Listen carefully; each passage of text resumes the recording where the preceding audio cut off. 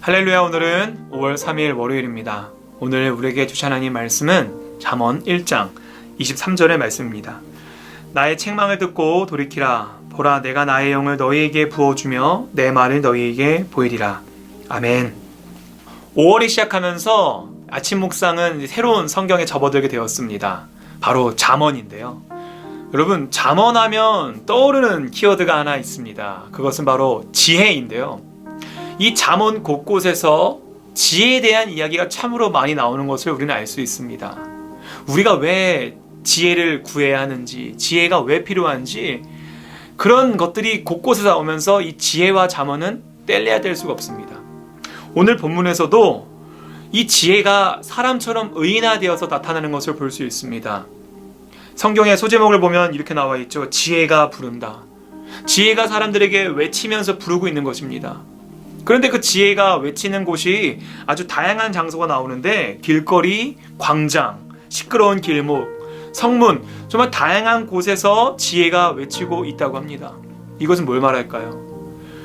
지혜는 교회 안에서만 울려 퍼지는 것이 아니라 우리들의 삶의 곳곳에서, 모든 영역에서 그 하나님의 지혜가 울려 퍼져야 한다는 것입니다. 그렇다면 그 지혜는 도대체 뭘 말하는 걸까요? 단순히 머리가 총명하고 똑똑해지고 맑아지는 것을 말할까요? 우리가 그 지혜하면은 또 생각나는 인물이 하나 있습니다. 바로 이 잠언의 저자이기도 한 솔로몬인데요. 우리는 솔로몬은 지혜의 왕이라고 알려져 있죠. 그리고 하나님께서 솔로몬에게 지혜를 주셨다라고도 많이 알고 있습니다. 그 성경이 바로 열왕기상 3장에서 나오는데요.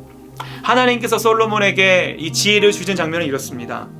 이에 하나님이 그에게 이르시되 내가 이것을 구하도다. 자기를 위하여 장수하기를 구하지 아니하며 부도 구하지 아니하며 자기 원수의 생명을 멸하기도 구하지 아니하고 오직 송사를 듣고 분별하는 지혜를 구하였으니. 아멘. 하나님께서 솔로몬에게 지혜를 주신 장면입니다. 그리고 우리가 이것을 볼 때 솔로몬이 하나님께 지혜를 구했어 라고 알고 있겠지만, 한편으로는 사실 솔로몬은 하나님께 지혜를 구하지 않았습니다. 그럼 솔로몬이 하나님께 구한 것은 뭐였을까요? 9절의 말씀입니다. 누가 주의 임하는 백성을 재판할 수 있사오리까? 듣는 마음을 종에게 주사 주의 백성을 재판하여 선악을 분별하게 하옵소서. 아멘.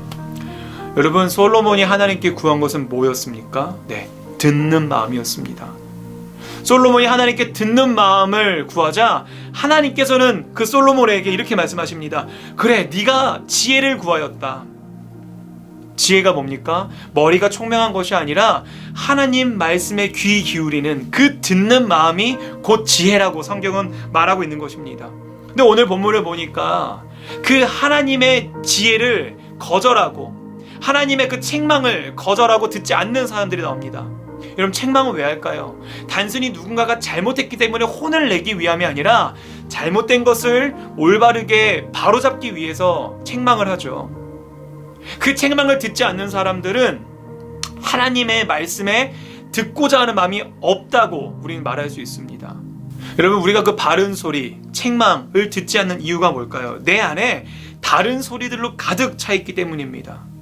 내가 듣고 싶은 것만 듣고 보고 싶은 것만 보면 우린 절대로 그 하나님의 말씀, 그 지혜의 소리를 들을 수가 없는 것이지요. 우리는 이런 사람을 얼마 전까지 봤습니다. 누구였나요?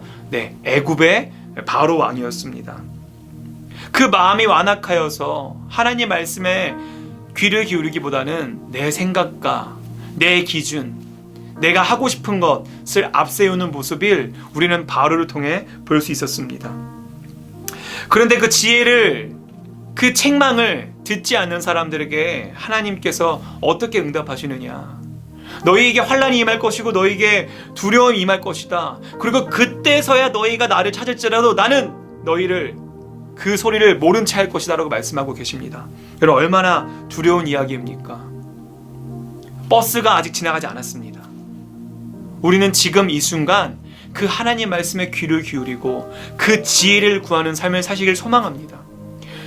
커다란 선박이요, 항해를 떠나기 전에 반드시 하는 것이 있는데 그 배의 가장 밑바닥 부분에 무거운 짐들을 실른다고 합니다. 우리는 그것을 바닥짐이라고 하는데요.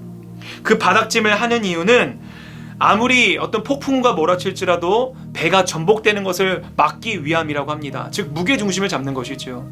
여러분, 우리들 신앙생활이 참 이렇습니다. 하나님의 지혜에 귀를 기울인다는 것은 믿음의 바닥짐을 우리 삶의 가장 깊숙한 곳에 두는 것을 말합니다. 사랑하는 성도 여러분, 우리도 오늘 이렇게 기도해보면 어떨까요? 하나님, 나에게 듣는 마음을 주십시오. 그 지혜가 내게 있길 소망합니다. 주님의 소리에 귀 기울이시는 지혜를 내게 허락해 주십시오. 그래서 그 믿음의 바닥짐을 우리 삶 깊숙이 두고 세상이 어떤 유혹이 올지라도 흔들리지 않는 삶을 살아갈 수 있는 저와 여러분 되시길 주님의 이름으로 소망합니다. 기도하겠습니다. 하늘에 계신 우리 아버지여, 이름이 거룩히 여김을 받으시오며 나라가 임하시오며 뜻이 하늘에서 이루어진 것 같이 땅에서도 이루어지이다. 오늘 우리에게 일용할 양식을 주시옵고 우리가 우리에게 죄 지은 자를 사하여 준 것 같이 우리의 죄를 사하여 주시옵고 우리를 시험에 들게 하지 마시옵고 다만 악에서 구하시옵소서. 나라와 권세와 영광이 아버지께 영원히 있사옵나이다. 아멘.